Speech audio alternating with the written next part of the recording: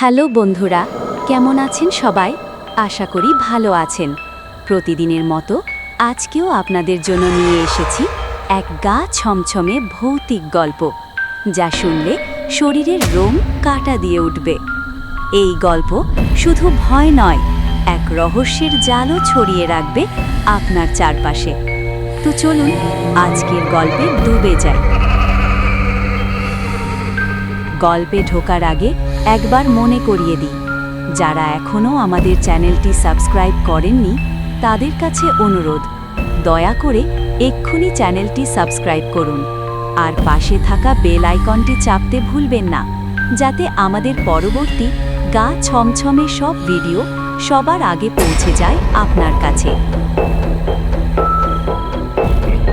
মাহিরা শহরের বাইরে একটি পুরনো দোতলা বাসায় ভাড়া নেয়। ঘরটা বেশ বড়, ছিমছাম, কিন্তু একরকম অদ্ভুত নীরবতা সব সময় লেগে থাকে। তার ঘরের এক কোণায় বসানো ছিল একটি অনেক পুরনো আয়না, কালো কাঠের খোদাই করা ফ্রেম, নিচে হালকা মরচে ধরা লোহার পা। প্রথম রাতে মাহিরা আয়নার সামনে দাঁড়াতে গিয়ে কেমন জানি গা ছমছমে একটা অনুভূতি পায়। আয়নার ভেতরে তার প্রতিবিম্ব যেন একটু অন্যরকম। মনে হয় যেন চোখগুলো তার দিকে তাকিয়ে কিছু বলছে। একদিন রাতে ঘুম ভেঙে যায় আচমকা। ঘরের সবকিছু স্বাভাবিক, কিন্তু আয়নার দিকে তাকিয়ে সে হতবাক। তার প্রতিবিম্ব তখনও দাঁড়িয়ে এক দৃষ্টিতে তাকিয়ে আছে তার দিকে, কিন্তু মাহিরা তখন বিছানায়। প্রথমে ভাবে ঘুম ঘুম চোখে ভুল দেখছে, কিন্তু পরের দিন থেকে ঘটনা আরও খারাপ হতে থাকে। আয়নায় তার প্রতিবিম্ব হঠাৎ হাসে যখন সে হাসেনি। আয়নার পেছনে দেখা যায় একজন কালো শাড়ি পরা নারী, কিন্তু ঘরে কেউ নেই। মাঝে মাঝে আয়নার কাছে হালকা ফাটল দেখা যায়, কিন্তু কিছুক্ষণের মধ্যেই তা মিলিয়ে যায়। মাহিরা আতঙ্কিত হয়ে আয়নাটি ফেলে দিতে চায়, কিন্তু যখনই সে তা স্পর্শ করতে চায় তার হাত হিম হয়ে যায়। এমনকি একদিন আয়নার কাঁচ থেকে রক্তের মতো লাল তরল গড়িয়ে পড়ে। এক রাতে সে সিদ্ধান্ত নেয় সব কিছু ভিডিও করে রাখবে। ক্যামেরা সেট করে সে আয়নার দিকে তাকিয়ে ঘুমিয়ে পড়ে। সকালবেলা ক্যামেরা চেক করতে গিয়ে তার নিঃশ্বাস বন্ধ হয়ে আসে।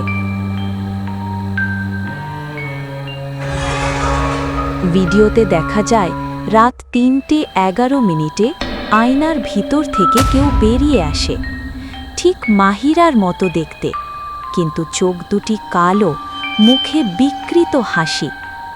সে বিছানার পাশে গিয়ে দাঁড়ায়, মাহিরার মুখের খুব কাছে এসে ফিসফিস করে বলে, এই ঘর আমার, তুই এখন আয়নায় থাকবি।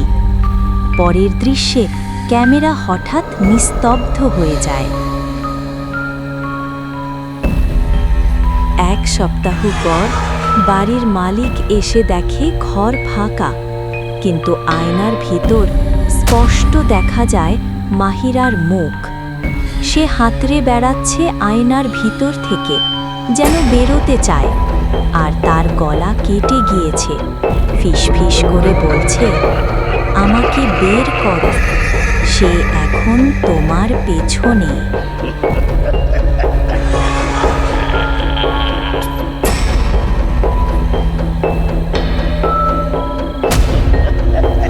কি বন্ধুরা, আজকের গল্পটা কেমন লাগলো? ভালো লেগে থাকলে অবশ্যই কমেন্ট করে জানাবে। আর যদি তোমার আশেপাশে ঘটে যাওয়া কোনো রহস্যময় ঘটনা বা ভৌতিক অভিজ্ঞতা থেকে থাকে, তাহলে সেটা আমাদের সঙ্গে শেয়ার করো। হতে পারে তোমার গল্পটাই হবে আমাদের পরবর্তী ভিডিওর বিষয়। তোমাদের কমেন্টের অপেক্ষায় থাকলাম। দেখা হবে পরের গল্পে।